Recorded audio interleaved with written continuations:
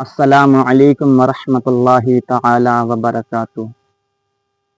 نحمدہ ونصلی علی رسولہ الکریم، اما بعد فاعوذ باللہ من الشیطان الرجیم، بسم اللہ الرحمن الرحیم۔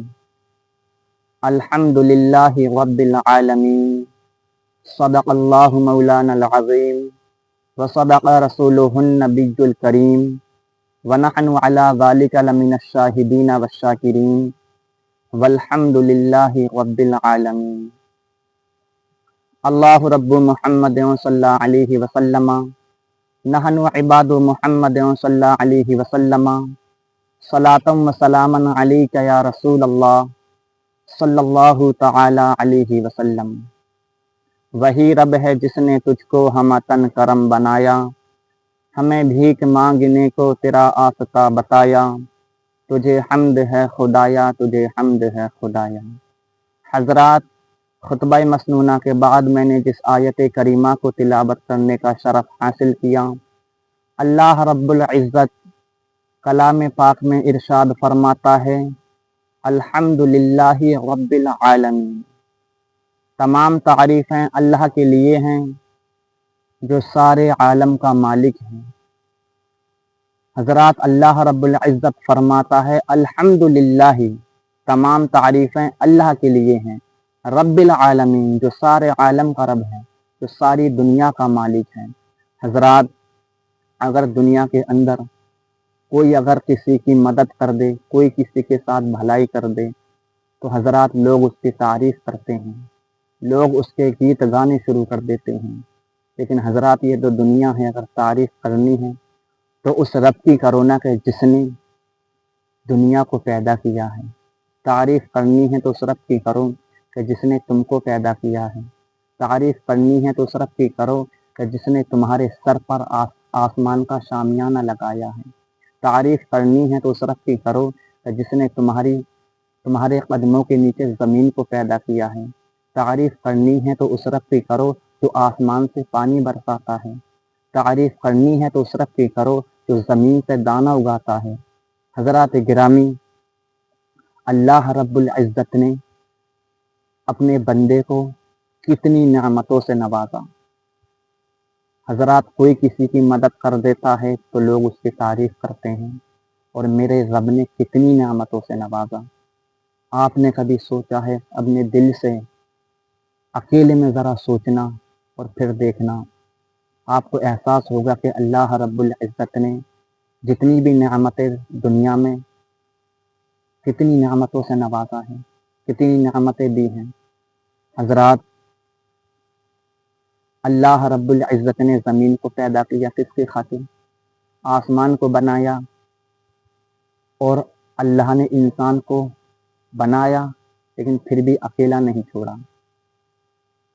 اللہ رب العزت نے انسان کو بنایا، اس کے بھائی بہن بنائے، اس کے ماں باپ بنائے، اور حضرات اتنا ہی نہیں، اور پھر پیٹ بھرنے کے لیے اللہ رب العزت نے رزق عطا کیا۔ اللہ رب العزت نے پینے کے لیے پانی عطا کیا، اور کتنی طرح کا پانی عطا کیا ہے، کتنی طرح کے رزقوں سے نوازا ہے۔ حضرات، انسان صرف روٹی سے پیٹ بھر سکتا تھا، اللہ رب العزت نے چاول عطا کیے۔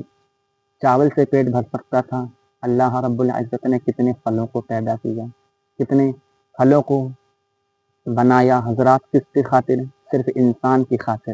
حضرات گرامی، کوئی دنیا میں مدد کرتا ہے، ہم اس کی تعریف کرتے ہیں، اور جس رب نے ساری دنیا کو بنایا، جس رب نے تم کو بنایا، ہم اس کی کتنی تعریف کرتے ہیں، ہم اس کو کتنا یاد کرتے ہیں۔ حضرات گرامی، ہم دنیا میں کس لیے آئے ہیں؟ اللہ تبارک و تعالی کلام پاک میں ارشاد فرماتا ہے، وما خلقت الجن والانس الا لیعبدون، ہم نے جناتوں اور انسانوں کو اپنی عبادت کے لیے پیدا کیا ہے۔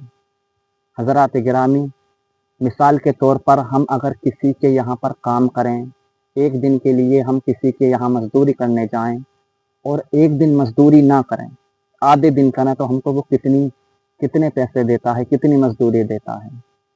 اگر ہم ایک دن کرنے جائیں تو ایک دن دیتا ہے، اور ہم ایک دن کرنے جائیں لیکن آدھے دن کریں تو وہ آدھے دن کی دیتا ہے۔ اور حضرات گرامی، میرے رب نے انسان کو اپنی عبادت کے لیے پیدا کیا، اور ہم تو اس کی عبادت بھی نہیں کرتے، ہم تو اس کو یاد بھی نہیں کرتے، پھر بھی وہ کتنا نواز رہا ہے۔ آپ دل سے سوچنا کہ ہم اس کو کتنا یاد کرتے ہیں اور اس نے ہم کو کتنا نوازا ہے۔ ہم کسی کے یہاں کام کرتے ہیں، وہ صرف اسی ٹائم کی ہم کو دہاڑی دیتا ہے، مزدوری دیتا ہے، پیسہ دیتا ہے کہ جب ہم جس وقت اس کے یہاں کام کرتے ہیں، باقی وہ نہیں دیتا۔ لیکن میرا رب کتنا کریم ہے، کتنا رحم فرمانے والا ہے، کتنا رحیم ہے کہ ہم اس کو بھولے بیٹھے ہیں۔ حضرات، مسجد سے صدا آتی ہے حی علی الفلاح، حی علی الصلاح، ہم گھروں میں بیٹھے رہتے ہیں۔ اللہ رب العزت کتنا کریم ہے، ذرا سوچیں۔ اللہ رب العزت نے ہم کو آنکھیں عطا کی دیکھنے کے لیے۔ جس کے پاس آنکھیں نہیں ہیں ان سے جا کر ذرا پوچھیں، پھر وہ آپ کو پتہ چلے گا کہ حضرات، آپ دل سے سوچیں کہ اگر ہماری آنکھیں نہیں ہوتی پھر آپ کو احساس ہوتا۔ آپ سوچ کر دیکھیں، اللہ رب العزت نے کان دیے ہیں، کتنی بڑی نعمت ہے۔ اگر کان نہیں ہوتے ہمارے تو کیا ہوتا۔ اللہ رب العزت نے ہم کو زبان عطا کی ہے۔ آپ دل سے سوچ کر دیکھیں کہ اگر زبان نہیں ہوتی تو ہمارا کیا ہوتا۔ حضرات، اللہ رب العزت نے ہم کو اتنی نعمتوں سے نوازا ہے کہ اگر ساری زندگی ہی نہیں بلکہ اگر ہم کو ہزاروں سال، اگر لاکھوں سال بھی دے دیے جائیں نا، اور ہم صرف اللہ تبارک و تعالی کی عبادت کرتے رہیں، اس کی حمد و ثنا کرتے رہیں، پھر بھی اس کی کسی ایک نعمت کا حق ادا نہیں کر سکتے۔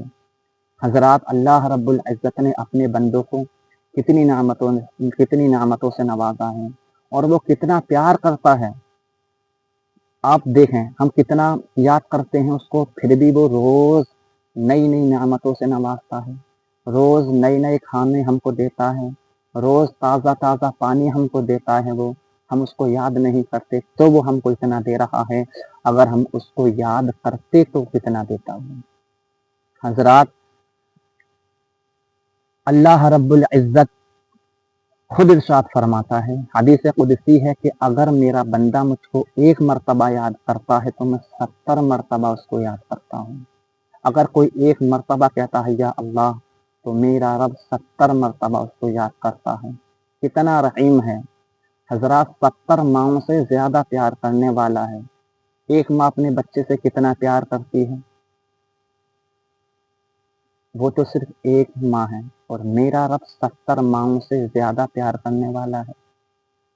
ارے تم سچے دل سے مانگ کر تو دیکھو، تم اس رب سے مانگ کر تو دیکھو۔